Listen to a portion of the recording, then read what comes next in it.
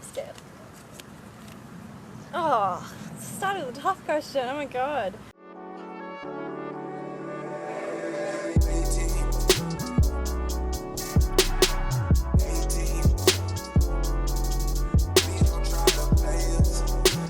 Hey, I'm Jess, and today I'm answering 5 questions. Describe what love means to you. Oh, not an easy one. Well, to me, what it feels like, I think that's probably the easiest way to describe it. I guess it feels like home. That's so corny. But it feels like home. Like when you love someone, like your friends, your family, your partner,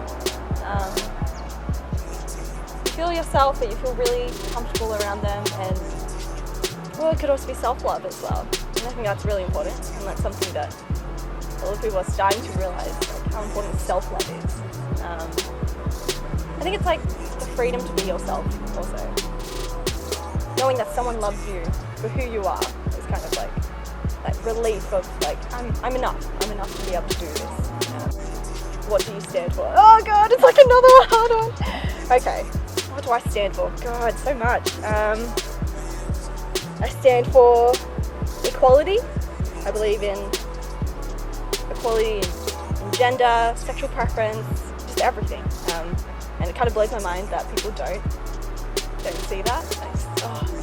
I just don't see how people think women of colour are inferior in any way, and like I get there's stereotypes, and I get that there's like kind of assumptions that we have about people, but I think how you kind of interpret that visual information when you first see it says a lot about you as a person.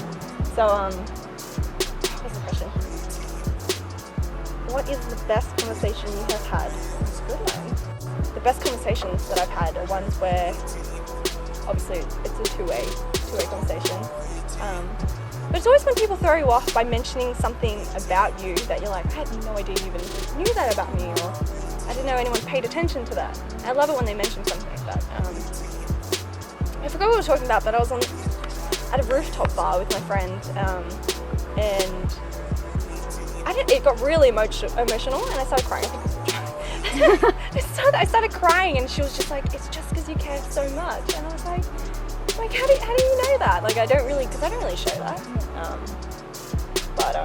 And it didn't make sense to me why I was like so upset, but I think it was because I just invest so deeply into the things that I can't change, and I get really helpless about, and I hate feeling helpless, and yeah, so that was probably one of the best conversations. Very memorable. I can't remember the rest of the night, but yeah, that specific conversation, yeah. Oh, I love this one. What would you do if you weren't afraid? I'm afraid of everything.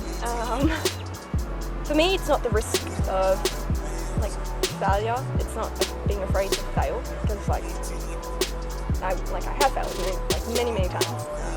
I think it's more afraid that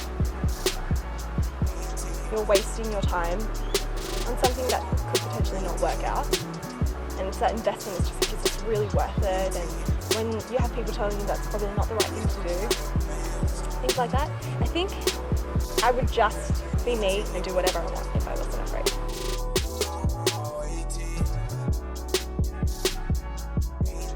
What is one thing you'd like to achieve by the end of this year?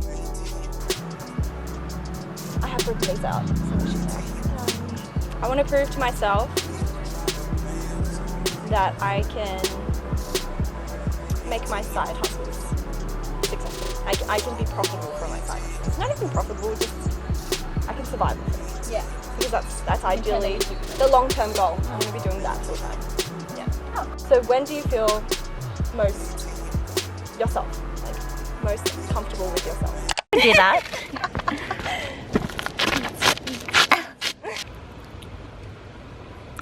Don't include that. That was just me. Oh my god. We're starting to get the toughest possible question. Yeah, next question.